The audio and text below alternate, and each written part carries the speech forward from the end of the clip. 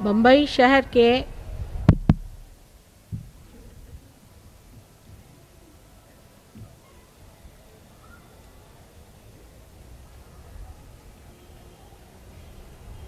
सत्य शोधकों को हमारा प्रणिपात।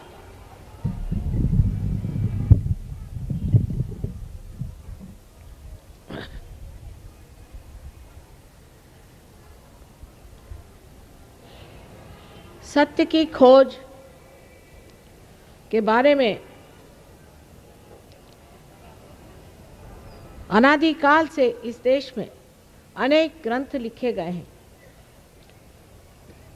इसकी वजह यह है कि इस भारतवर्ष की जो भूमि है, इस भूमि में बहुत से आशीर्वाद छिपे हुए हैं जिसके बारे में हम जानते नहीं। यहाँ की आबोहवा इतनी अच्छी है कि आप जब घर से निकलते हैं, आपको जैसे लंदन में हमें लबादे पे लबादे लादने पड़ते हैं और निकलने से पहले 15 मिनट तैयार होना पड़ता है, ऐसी कोई आफत नहीं। बाहर आते ही प्रसन्न, ऐसी सुंदर प्रच्छन्न हवा बहती रहती है। यहाँ एक इंसान जंगलों में भी, पहाड़ी में भी, झरनों के पास, नदियों के किनारे बड़े आराम से अपना जीवन बिता सकता है। यह हालत किसी भी देश में इतनी अच्छी नहीं है। या तो देश बहुत ज़्यादा गर्म है या बहुत ज़्यादा ठंडे हैं। अतिशयता की प्रकृति होने की वजह से वहाँ पर लोगों को हर समय प्रकृति से झगड़ना पड़ता है और ये संग्राम करते करते लोगों की वृत्ति आक्रमण करने वाली हो जाती है, आक्रमणकारी हो जाती है।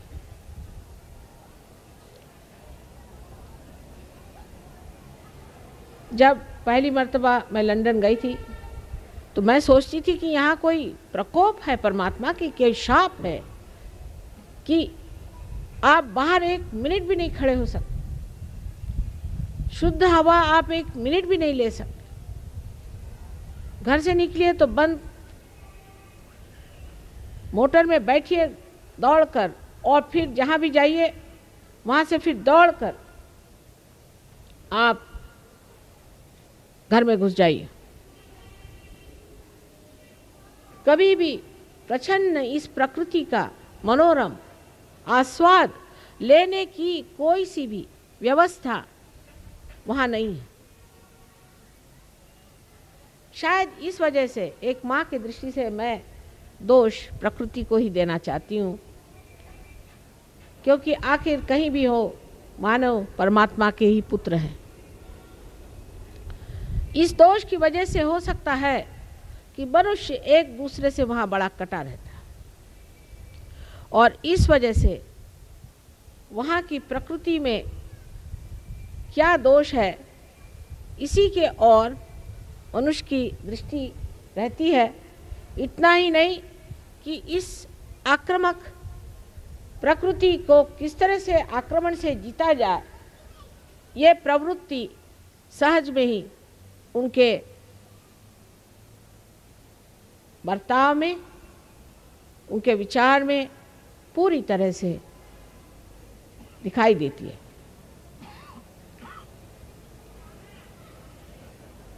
ना वहाँ कोई नदी में नहा सकता है। नदी इतनी ठंड होती है नदी में कि गंगा जी से भी ज़्यादा वहाँ ठंडक होती है। और उसके बाद अगर वहाँ से आप कहीं से नदी में नहा ही लिए गलती से, तो उसके बाद आपको ऐसी बीमारियां हो जाएंगी जिससे आप जिंदगी भर के लिए जकड़ जाए। जब कोलंबस अमेरिका ढूंढने निकले थे, परमात्मा की असीम कृपा से, मेरे ख्याल से हनुमान जी ने कृपा की कि वो उधर अमेरिका चले गए और इधर नहीं आए। अगर यहाँ आ जाते तो ना हम रहते ना सहयोग, वहाँ सबको ख़त्म कर दिया इन लोगों ने। एक एक आदमी को चुन चुन के मार डाला। और अब जब मैं वहाँ गई थी और अर्जेंटीना में, पेरू में, उससे भी ज़्यादा न्यूयॉर्क आदि किसी भी देश में, मैंने पूछा कि भाई यहाँ के आदि लोग कहाँ हैं, आदिवासी। उन्होंने कहा बस अब म्यूजियम में है, बाकी तो सब खत्म कर डाले। वही हाल हम लोगों का होता। सोचिए अगर कोलंबस महाराज यहाँ पहुँचते तो। ये परमात्मा की असीम कृपा है कि वो ज़मीन के खोज में वहाँ गए, लेकिन सत्य के खोज में लोग हिंदुस्तान आएंगे। क्योंकि सत्य इसी संसार में, इसी पृथ्वी में अगर खोजना है तो वो भारतवर्ष में छिपा हुआ। लेकिन हम लोगों की दृष्टि बाहर है। कल जैसे मैंने आपको समझाया कि हमारी जो क्रिया शक्ति है, जब वो ऊर्ध्वगामी होती है तभी वो जड़ों तक पहुंच सकती है। क्योंकि श्री कृष्ण ने खुद ही कहा हुआ है कि हमारी जो चेतना की या हमारी जो कार्य पद्धति है, उससे बढ़ने वाली हमारी जो चेतना है वो नीचे की तरफ अधोगति में जाती है, और ऊर्ध्वगति में जाने से ही हम अपने जड़ों में पहुंच सकते हैं। और आपसे मैंने कल बताया कि वो जड़ें इसी देश में, इसी भारतवर्ष में हैं, और हम लोग इन अधोगति में जाने वाले लोगों के पीछे आंख बंद करके सीधे चले जा रहे। हमारे यहाँ भी मैं देखती हूँ वहाँ के मीडिया तो बहुत ही खराब है। वो तो कभी भगवान को समझ ही नहीं सकते और सहयोग तो उनकी खोपड़ी पे से चलाया। आत्म साक्षात्कार नाम की चीज़ वो समझ ही नहीं सकते, उनसे बात करना ही बेकार है। वो कहावत है ना कि उल्टे घघरी पर पानी डालने से फ़ायदा क्या। लेकिन आज यहाँ का भी हाल वही हो रहा है कि यहाँ के भी हमारे जो लोग अखबार वाले हैं या और लोग हैं जो कि चाहते हैं कि कुछ बात कहें, वो भी विदेशियों के ढंग से कहते हैं। जैसे हर एक आदमी के ऊपर हावी रहो, हर एक आदमी को आप बुरा भला कहो, जो आदमी आपको पैसा दे दे उसके बारे में आप 1000 बार लिखो, और जो आदमी के पास पैसा नहीं उसके बारे में कुछ मत लिखो। अधिकतर ये हो रहा है। शुरू में जब सहयोग हमने शुरू किया था तो लोगों ने हमसे कहा कि आप अगर वोल्गा रेस्टोरेंट में हमको खाने को दीजिएगा और वहाँ रात का नाच दिखाइएगा तो हम आप पे 2 कॉलम लिखिएगा। हमने कहा मेहरबानी करके आप एक लाइन भी मत लिखिए, मेहरबानी करिए। और वही अखबार रात दिन हम लोग पढ़ते हैं, इस अखबारों में इस तरह की बातें लिखी जाती जिसके पीछे वो मन है, वो विचारधारा है जो विदेशी है। मेरे विदेशी विचारधाराओं से मुझे कोई लेना देना नहीं लगता, लेकिन वो जो विदेशी विचारधारा है उससे उनका क्या भला हुआ ये तो कम से कम जाके देखना चाहिए। एक आदमी अगर गड्ढे में जाके गिरा है तो ये तो जाके देखना चाहिए कि वो गड्ढे में है कि ऊपर की जो कुछ भी तामझाम है उनका, उससे हम लोग इस तरह से अभिभूत हो जाते हैं कि हम उसी तरफ अपनी नज़र किए हुए हैं, और वहाँ आपको सत्य नहीं मिल सकता। सत्य इस देश में है और इसी देश में आपको सत्य मिलेगा, लेकिन आपका खोजने का तरीका आपको बदलना होगा। सत्य आपके बुद्धि से जाना जाता है, ऐसा बहुत लोगों का विचार है, लेकिन बुद्धि बहुत सीमित है, वो सत्य को जान नहीं सकती। जब बुद्धि को मनुष्य किसी तरह से अपने विचारों को बढ़ाता है, जिसे हम कहें कि मेंटल प्रोजेक्शन करता है, अपने मस्तिष्क को इस तरह से दौड़ाता है, तो वो अपनी ही एक चीज़ बना करके और संसार के सामने एक कोई बड़ा भारी प्रमाण की तरह से, आइडियोलॉजी की तरह से सामने रख देता। आप शायद इतना सफ़र न किए हों जितना मैंने किया। मैं रशिया गई हूँ, चाइना गई हूँ, अमेरिका गई हूँ, हर दुनिया की आइडियोलॉजी को मैंने देख लिया। ईरान गई हूँ, कोई दुनिया का देश नहीं होगा जो मैंने देखा नहीं। और मैंने एक ही बात पाई कि हर जगह आदमी मस्तिष्क से कोई चीज़ निकाल करके खड़ा कर देता है और यही सबसे बड़ी चीज़ है ऐसा समझ करके उसके पीछे लग जाता है और फिर वही भूत बन के उसे खा लेता है।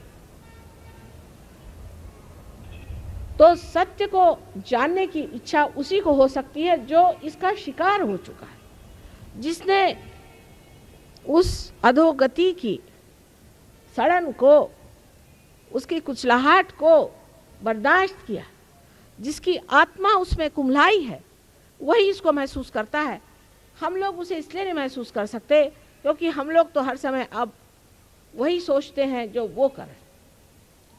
जिस रास्ते से गुजर के वो गिर गए, उस रास्ते की कोई सांकरी गली भी होनी चाहिए जिसको हमें अपनाना चाहिए। सत्य को जानने के लिए ये बुद्धि पर्याप्त नहीं, ये पर्याप्त नहीं है। इसलिए पहले बात अपने बुद्धि से ये जान लेना चाहिए कि अनादिकाल से हमारे देश में जो बड़े बड़े संत साधु हो गए, जो बड़े बड़े अवतरण हो गए, उन्होंने जो जो बातें कह दी वो क्या सब झूठे थे? उन्होंने क्या सब गलत बात कही? उन्होंने हर जगह कहा कि आप अपने आत्म साक्षात्कार को प्राप्त हो। तो क्या वो लोग गलत थे? हाँ, ये हम मानते हैं कि बहुत से लोग चोर होते हैं। अब चोर तो अपने देश में इतने चोर हो गए कि मेरे समझ नहीं आता है कि चोर कौन है और सिपाही कौन है। और चोर बन करके वो लोग सबका पैसा खाते हैं, जैसा इन्होंने बताया, बेचारों को सबको लूटा लाटा है, बहुत परेशान कर दिया। पर कोई एक तो सच्चा आदमी होना चाहिए, कोई तो एक सच्चाई से बात कर रहा है, लेकिन उसके समर्थक कहाँ हैं? वो तो समर्थक उसी चोर के होंगे क्योंकि वो चोर उनको पैसा देता है। जो जो ऐसे ऐसे साधु यहाँ हो गए, उनके बारे में अपने अखबारों में इतना ज़्यादा लिखा गया था कि लोग अभिभूत हो गए। उसके बाद बाहर जाकर के वो शहंशाह बन के घूम रहे थे और उन्होंने रोल्स रॉयस से खरीदी, ये खरीदा, वो करा, और इस चीज़ से सब दुनिया अभिभूत थी कि वाह साहब कैसा इन्होंने अच्छा इनको बुद्धू बना के रखा हुआ है। लेकिन सत्य जो है ये हमारे अंदर निहित है। सत्य को हमें अपने मज्जा तंतु पे जानना है, अपने सेंट्रल नर्वस सिस्टम पे जानना है।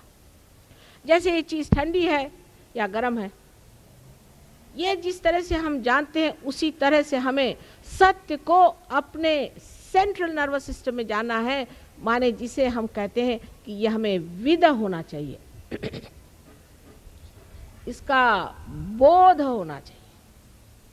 बोध का मतलब ये नहीं कि हमने किताब जाके पढ़ी। संत तुकाराम ने कितनी किताबें पढ़ी थी। ज्ञानेश्वर जी वो तो इतनी छोटी उम्र में ही समाधि प्राप्त कर गए। हमारे यहाँ कौन से साधु संतों ने यूनिवर्सिटी की डिग्री ली थी? और जो डिग्री लेते हैं उनमें से कितने साधु संत हुए? वो यही डिग्री लेकर आते हैं कि कैसे लोगों को बेवकूफ़ बनाया जाए। जब वो कोई डिग्री वाला साधु संत हो गया तो समझ लो सबकी हालत खराब होने वाली है। समझना ये चाहिए कि सत्य को जानने के लिए पहले हमें नम्रता में उतरना चाहिए। अभी तक हमने सत्य को नहीं जाना है। हमने जो अभी तक जाना है वो दूसरों की लिखी हुई बातें, दूसरों की पढ़ी हुई बातें, जो चार लोगों ने बता दिया वो जानते हैं। इसने ये कहा, उसने ये कहा, उसने ये बताया, लेकिन हमने अपनी सेंट्रल नर्वस सिस्टम पे कुछ नहीं जाना। हमारी जो मज्जा संस्था है उस पर हमने कुछ नहीं जाना, उसका हमें अनुभव नहीं आया। एक तो इस नम्रता पर हम आए कि फिर हम जिस सत्य को जानते हैं वो सत्य बड़ा अधूरा सा है। सत्य में जो आप साइंस में जानते हैं वो वहाँ है, इसलिए आप जानते हैं, नहीं तो आप क्या जानिएगा। कि कार्बन में 4 वैलेंसीज होती है, ये आप देखते हैं इसलिए आप कहते हैं कि वहाँ है। इसमें कौन सी बड़ी बड़ी बात हो गई? जो है वही ना आप बता रहे हैं। लेकिन जो नहीं जानते हैं, जिसके बारे में आप अनजान हैं, उसकी ओर अगर आपको दृष्टि करनी है तो नम्रतापूर्वक आपको जानना चाहिए कि अभी बहुत कुछ जानने का। और जानना शब्द भी जो है ये ज्ञ से आया है, ज्ञ से आया है। इसका मतलब है हमारे मज्जा संस्था में उसकी प्रचीति होनी चाहिए, इसको मराठी में जाणीव शब्द है। इस बात को आप समझ लीजिए कि अपने बुद्धि के जो आप हथकंडे घुमा रहे हैं या उसी से जो कुछ डोरे निकाल निकाल करके सारी दुनिया को नचा रहे हैं, उसमें आप भी नाच जाइएगा, आपके बच्चे भी नाच जाइएगा और सारी दुनिया नाचती रहेगी और कुछ फायदा नहीं होने वाला। सत्य को जानना चाहिए, या आप नम्रतापूर्वक पहले अपने अंदर सिद्ध कर लें। आप कुछ भी हो, जब तक आप आत्म साक्षात्कारी नहीं हैं तब तक हमारी नजर में आप अनजान हैं। आत्मा का जब तक आपके अंदर प्रकाश नहीं है तब तक आपके पास वो अंतर्दृष्टि आई नहीं जिससे आप हमारे रंग को या कबीर के लाल रंग को समझ नहीं पाएंगे। मेरे लाल की लाली जित देखूं तित लाल, मैं गई देखन लाली हो गई लाल, मैं ही हो गई लाल। कौन सा लाल रंग था वो, किसकी बात कर रहे थे? ऐसे रंग रंगो रे रंग रेजो लाल लाल कर दीनी, वो लाल किसी को दिखाई देता है क्या? और कबीर दास जी को जो हमने सदुक्री भाषा और आदि कह करके उनको इतना नीचा गिरा दिया और उनके इतने गहन तत्व को हमने इस तरह से निचोड़ करके उसको खत्म कर दिया कि वो एक दलित वर्ग के कवि थे। और मुझे बहुत आश्चर्य हुआ कि लंदन में रैदास जी का और कबीर दास जी का उन्होंने वहाँ मंदिर बनाया है और इस जगह इतनी बड़ी विभूति हो गई और हमने उसे जाना नहीं। और बैठे बैठे बुद्धि से हम ये निकाल रहे हैं कि जो दर्जी बनकर के नामदेव थे, क्या वही नामदेव गुरु नानक से मिले थे? या ये निकाल रहे हैं कि जिन्होंने विवेक चूड़ामणि नाम की इतनी सुंदर तत्ववेत्ता पूर्ण, जिसे कहना चाहिए, पुस्तक लिखी, ऐसे महान, ये तो बुद्धिवादियों को यही महान लगता है जिसमें वो चक्कर गिन्नी घुमाए, और उन्होंने इतनी ऐसी बात कैसी लिख दी जो सौंदर्य लहरी में है कि माँ की तुम स्तुति करो बस और कुछ करो नहीं। तो ये दो आदमी हो सकते, एक नहीं हो सकता। ये हमारे अक्लमंद जो लोग हैं उन लोगों ने ये बातें ला के रख दी। ये सत्य को कैसे खोज सकते हैं? ये अहंकार का अन्वेषण है। अहंकार की ये झलक ही नहीं पर पूरे तरह से आक्रमण है अपनी समाज पर, जहाँ पर कि एक अहंकारी अपने दिमाग में कोई बात सोच लेता है और क्योंकि उसको लिखना पढ़ना आता है, या वो बड़ा भारी प्रोफेसर है या टीचर है या बोल सकता है, भाषण दे सकता है, लोगों पे छाप डाल देता है। यहाँ ऐसे बहुत सारे तत्ववेत्ता हैं। एक हमने परसों सुने कि वो जा करके सब मारवाड़ी लोगों में जा करके बहुत ज़्यादा रुपया कमा रही हैं और उनको लोग बड़ा तत्ववेत्ता समझते हैं।